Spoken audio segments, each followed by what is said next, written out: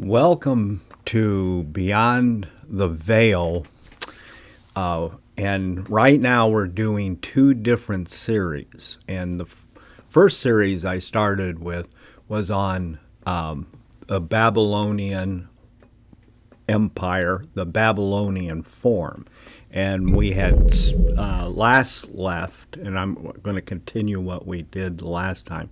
When we had last talked on that topic, we had talked about the Babylonian money system, and we're going to get into this a little bit more today. And actually, the Babylonian money system is based upon a form, an ideology that developed in Babylon that actually predated Babylon before the flood, but it was reopened in Babylon. And that is the basis of the Luciferian or evil empire. And we're going to talk a little bit more about that as we progress. The other podcast we're doing, or the other series we're doing, is on forms. And it relates to this one in so many ways, because the forms, first of all, we are form. We're flesh. We're in a physical world that is been created. You're either short or you're tall.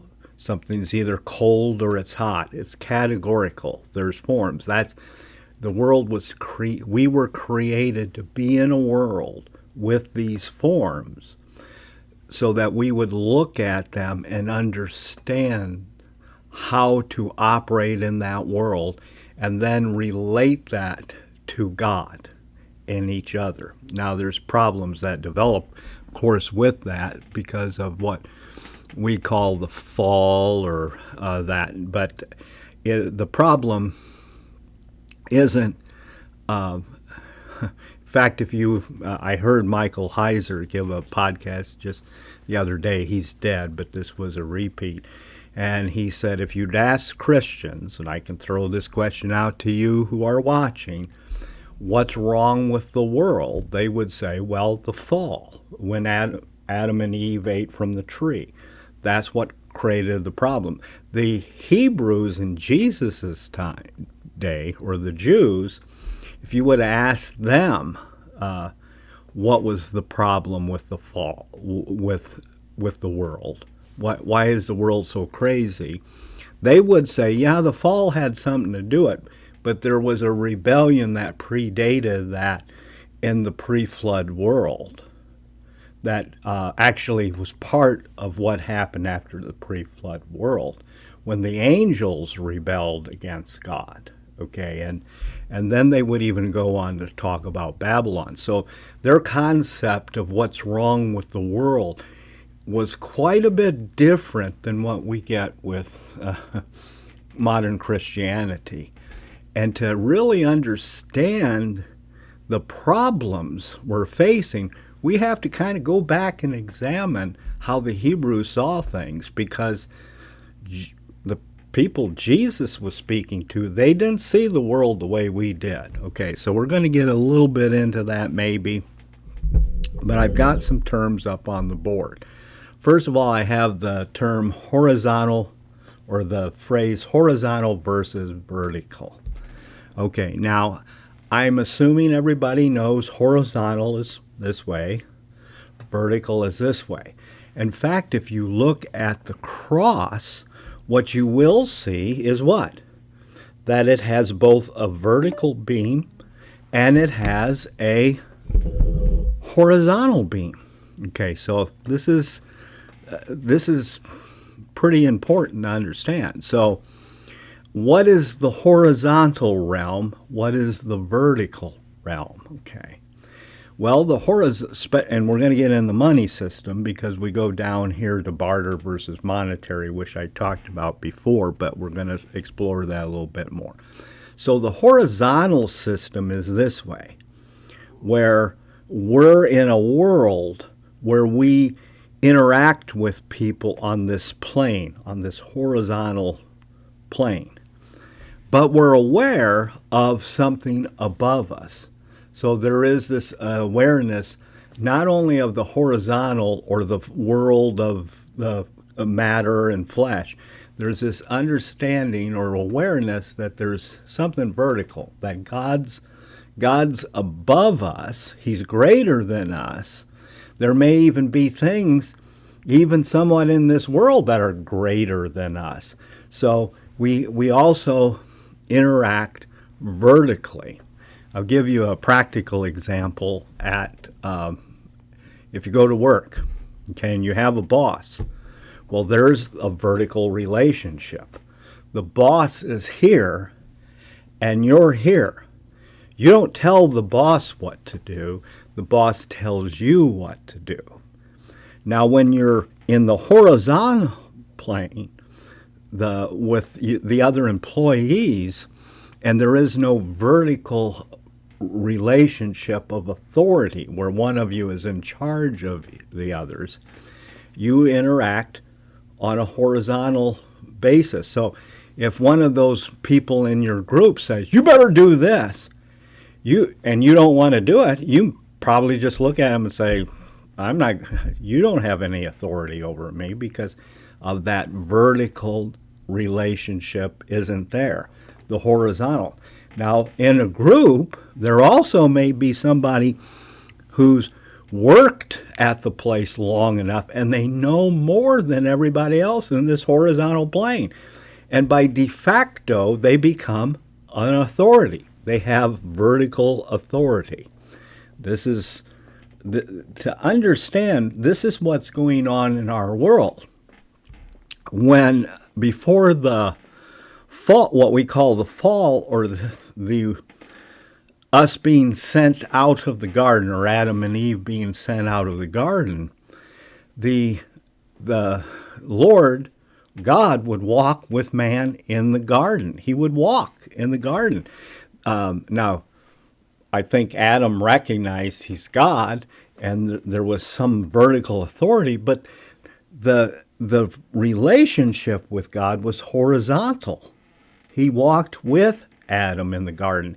He wasn't up on a throne someplace giving dictates to Adam. So he was in this horizontal plane with us. Well, what happens is now he does say something vertical, but it can be kind of where God's telling you, hey, there's 2 trees in the garden. Hey, child, there's some berries out there. One bush is poisonous, one bush isn't. I'm going to tell you, don't eat from the one that's poisonous. So even God's commandment in some way is horizontal, because it's referencing something in this plane. Don't eat from that tree, because if you do, your eyes, you will die. You will separate from this horizontal world that we live in. You will see you will have your eyes open more to the vertical. And then that will cause separation. So this is all important to understand as we start to understand the Babylonian systems. Now let's go to an economic principle. And I've got the horizontal versus vertical. I have relational. Okay. Again, it's one individual, one person, one animal. It doesn't matter. The whole physical world is interconnected and relational. So, but in that relational world, things take place. In economics, which we talked about, because since the fall and the curse of the ground, people have to go out and make deals, horizontal deals, negotiations, contracts, whatever you want to call them, agreements with other people to help produce what everyone needs. That's the whole basis of the economic system, is to do that. Okay, that's the whole basis of it. You don't get any. Nothing's produced Now, you can go out and, in some ways, produce stuff for yourself, but ultimately, you can't produce everything you need, so you're forced by the curse to go out and seek these horizontal relationships. Now, when you do that, because of what we're going to see later, is you create organizations, and then this vertical thing goes out. Now, and I gave the example of I'm hungry, I don't have anything to eat. My neighbor has an apple tree full of apples, I could eat it, and but he's old, he can't climb a ladder, he can't pick the apples, so we form a horizontal agreement. He's got the apple tree, but it's not doing him any good. I have the hunger, and but that it doesn't do me any good. So we come together. There is no vertical thing there. There's really not. He can't use the apples unless I help him, and I can't get the apples unless I help him. So we're on the same plane. Again, no vertical relationship. And we're going to see why the money system develops is to address that, because the entities that came down in the garden and later in Babylon wanted a vertical system, and they wanted to be God.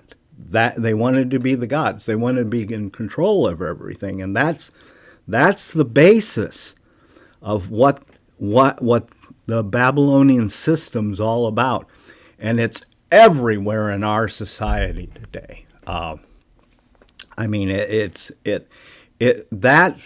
understanding of the horizontal. This is for the people down here, the plebs. Okay, they have to. But what we're going to create a vertical system over the plebs, the pyramid. We're going to, be at the top. People are going to be at the bottom. That the base of that pyramid can go this way. And organizations, it can narrow where there's few workers, few people doing anything at the bottom, like government. Okay, or it can be really a broad base. And when it's a broad base, the people at the top are more connected horizontally with the people at the bottom of the base. But that, again, the barter system is horizontal, no vertical control. But that's not what these entities who became the gods of Babylon and the gods throughout history that we see, they don't want that. They want that vertical system. So barter. So what do they do? How do they get us to go from a barter system, which is horizontal, to a vertical system? They do it through a monetary system. Okay, and this can get really dark and somewhat hard to follow, but I'm trusting the Lord that you'll be able to follow what I'm going to say. So they create something that you don't have to make these horizontal agreements.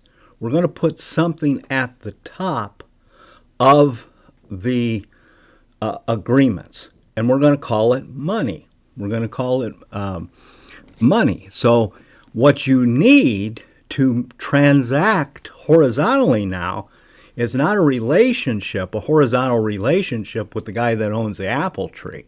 All you need is money. And so you set up a system where this money becomes at the top. And as we talked before, this is why the love of money, or the love of this vertical system where you're at the top, is the root of all evil. This is what evil wants to do. It wants to displace God over human beings. And as we've talked before, when it comes to Jesus, he came to serve. He was the foundation. It was an inverted pyramid. He serves us. And out of love, we serve him. Not out of obligation or force because of the vertical system, but because of what he did for us. So it's a completely different worldview. It's if you start to understand the depth of what I just said, your world will change. Your views will change. That's why the enemy is going to try to keep the truths of Scripture from you, even through, unfortunately, the form of the church. And it's not that these people who are telling you things contrary to this are not good people. They just grew up in a system that, again, was like this. Oh, I can't be a pastor. I can't be anything. I can't unless I get the education. See, it's a vertical system. So let's go back to money.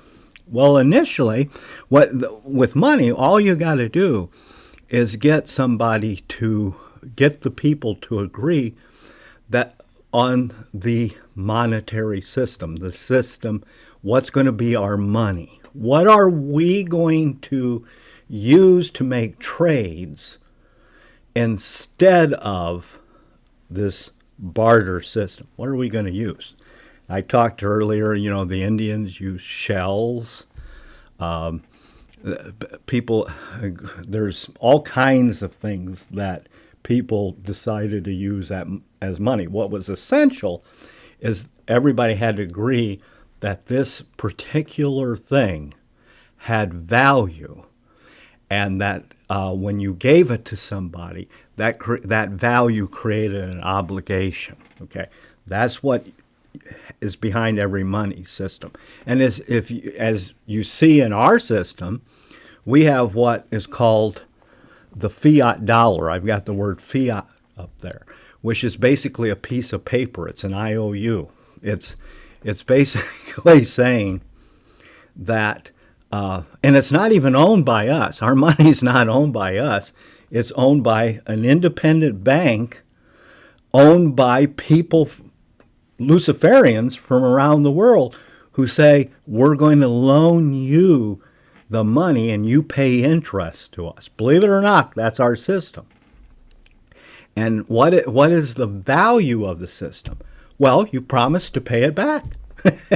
The dollar is backed by the full faith and credit of the people who obligated to pay this back to this Federal Reserve, this independent bank, the central banks of the world, the Rothschilds, and these people up at the top who have created the vertical system. And when the shells, people say, hey, then what happens? And this gets introduced back before the flood through these entities that come down. They said, hey, gold. We're going to use gold to make exchanges in. So now, the king sits on a pile of gold. And as I said earlier, gold is kind of it's a metal that's pretty soft. It has very few uses. But back in the pre-flood world, the angels who introduced the mining of what we call precious metals said, hey, look, you can take this gold and you can decorate the women. And they have more power. They become seductive. And guess what? So now everybody wants gold because of this sexual problems that are being created by these agents, these angels coming down and creating what is called the Nephilim. Now, we won't get into the Nephilim, but I'll tell you, the early church, the Hebrews, all of the people in Babylon, everybody knew this. You couldn't get them to believe, well, that's just the sons of Seth mating with the daughters of Cain, which is the view at like the seminaries, because they don't want to open up this world of these entities, these evil entities trying to control everything, which we talk a little bit more in the forum series. So in economics, you have barter versus a monetary system. And then you have this question, what do you value? And so we go from gold, which why we valued it initially was because it was shiny and impressed the ladies, and they would put it on and they'd look better. I mean, I'm not making this up. This is what is in the ancient writings, that the people of Jesus' time and the people of the Hebrews knew all about. They believed all this. You may not want to believe it now, but that's what they believed, and that's the foundation of Christianity. So you better take an examination of it and start to try to understand it. So in this economic system, what do you value? Well, we have moved into a place where our dollar has nothing backing it other than a promise we're going to pay some bank back. And a lot of the wars we've had, and this is going to come out, and so I'm just going to lay it out to you, and when you hear it, you won't believe it.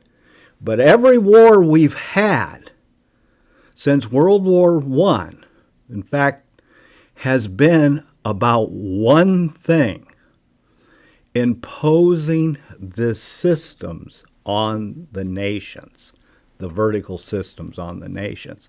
The UN, again, you people in Indiana, you're too stupid to run stuff, so we're going to create a UN, a League of Nations. We're going to create an Economic World Forum.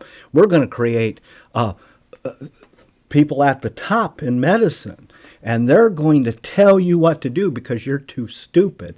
We're at the top, and we control everything. That's what this is all about. And so what they've done with the fiat dollar is what they did, and this goes back pretty early. It really takes off in the 50s, 60s. And both parties, Democrats and Republicans, are on both sides. What they did is they said, how are we going to keep this note that people have to pay taxes on, which is inflation, is the basis of inflation? What are we going to do so that people will value the fiat dollar? Well, what they did is they said, hey, they made a deal with Saudi Arabia and all the Arab countries. The Bushes were behind this. So this is not me against the Democrats or the Republicans. But what they did is said, hey, Saudi Arabia, we'll protect you. We'll make you far wealthier than you can ever imagine. And we're going to do that. We're going to make you wealthy. But you have to do one thing. Well, what's that one thing? You can't sell any oil to anybody unless they use our fiat dollar. So the American dollar, the fiat dollar, became the current currency of the world. You couldn't introduce any other dollar. If you wanted to buy something and you had francs, for example, you're in France, and you wanted to buy something internationally, you had to take your francs and you had to exchange them for the fiat dollar, the American dollar, so you could buy things internationally. And when that happened, the dollar's value went up because you couldn't trade without it.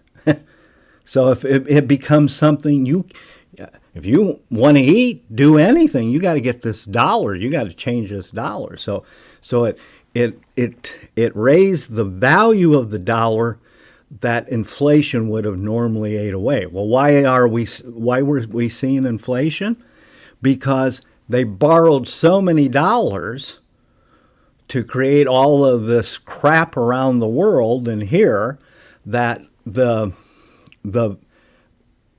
if something becomes plentiful, it's a lot out there, its value goes down. Okay, it's like let's say I produced high button shoes and I had just warehouses full of them.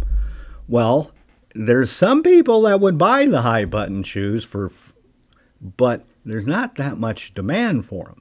So their price drops. Okay. And this is what happened with the dollar. We created so many dollars that the value was dropping because of the taxes, the inflation, and what these people decided to do is protect the fiat dollar. So these wars we've had, like Saddam Hussein, all of these guys, these were people that said, we're not going to use the fiat dollar anymore. They became a threat to this globalist system that we unwittingly participated in. And so that is what's going on here. Well, what's wrong? Well, the reality is there's more and more nations, people saying we're not going to use the fiat dollar. It doesn't hold its value. They print them. They're $30 trillion in debt. They've got. How are they ever going to pay this back? See, the world's waking up to this monetary system imposed by these entities that wanted everything vertical. So that's what's going on here. This is why we have to be aware of it and understand what's going on, because if we don't, then we can't see. And when the hits the fan, we'll be taken by surprise. And God doesn't want us. He wants us to be ready for this. Okay, I've got on the board the scripture, John 10:10, and we're going to close with this. And that verse, I'm going to read it to you. The thief comes only to steal and kill and destroy. Jesus said, I came so that they would have life and have it abundantly. So we get here this idea that what the thief is going to do, or Lucifer, these entities, they're going to come to steal, kill, and destroy.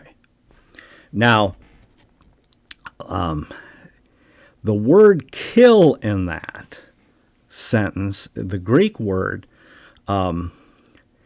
is really interesting, because it literally means, or the origination of what the word is to blow hard.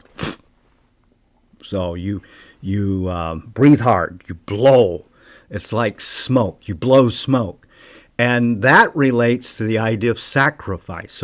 Because sacrifice would create the smoke that would allegedly go up to the nostrils of the gods, and they would respond to the smoke, the sacrifice.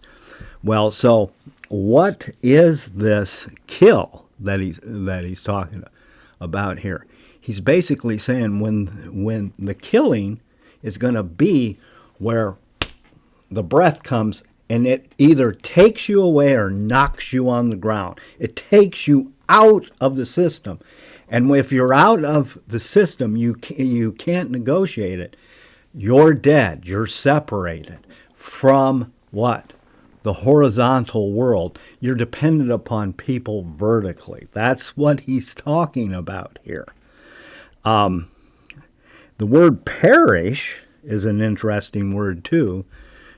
Kill and which is destroy, the word destroy. And in Greek, it means to destroy fully, to literally or figuratively just do away with.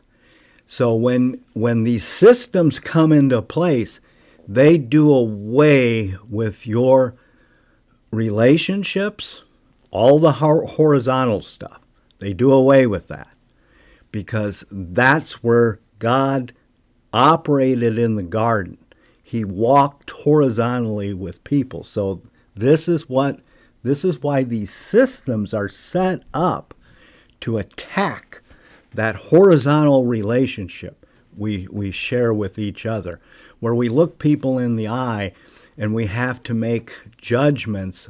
Can I trust this person? Can I give them a choice? It's all horizontal. It has all of the control is in the horizontal, in the people. It's not in this. And that's what opposes. And if you look at our politics today, you see this being played out. Because you have the Federal Reserve realizing that there's a new economy coming that's being set up by the president that doesn't borrow money. It actually has other nations pay tariffs. If you produce oil here horizontally, then you raise revenues on that. So you raise revenues from the horizontal actions of people around the world. That's how you raise them. The tariff system is always been there. But when we went to this fiat system, and this last one in 1913, guess what they got rid of?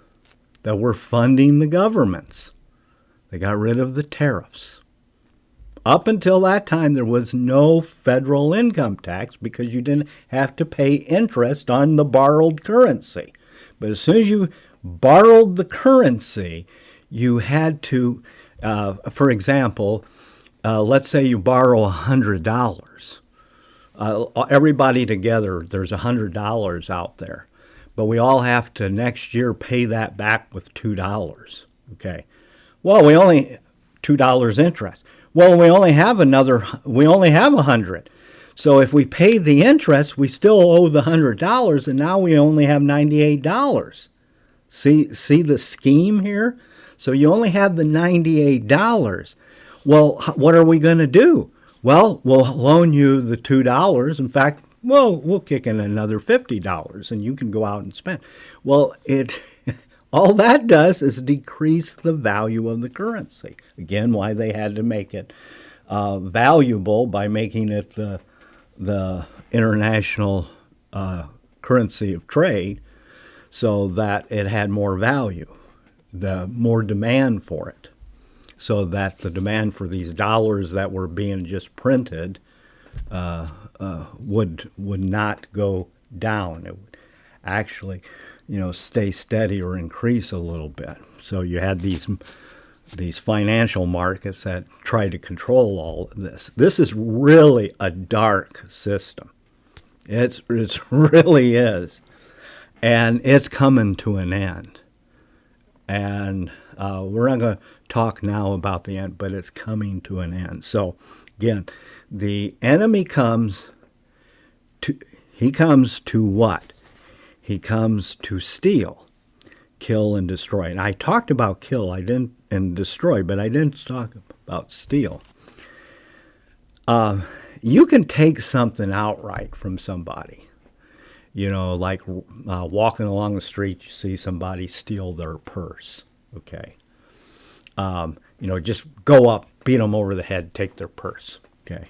I wouldn't recommend it. I'm not at all. I wouldn't do that. We know not to do that, or most of us know not to do it, or have a problem with that kind of thing. But there's another way to steal something, and I talked about it in one of the other episodes when I went to make a purchase of a car, and my goal is to get the car for less than what they want to sell me it for, because that benefits me. I want to enter into agreements where I'm benefited. I'm not taken advantage of. In other words, that I'm not the victim of theft by deception. For example, suppose I go to buy a car and I ask, is the engine good? And the guy knows it's a bad engine. He knows after a couple of weeks out, it's going to explode, and I'm going to come back in and say, you told me the engine was good.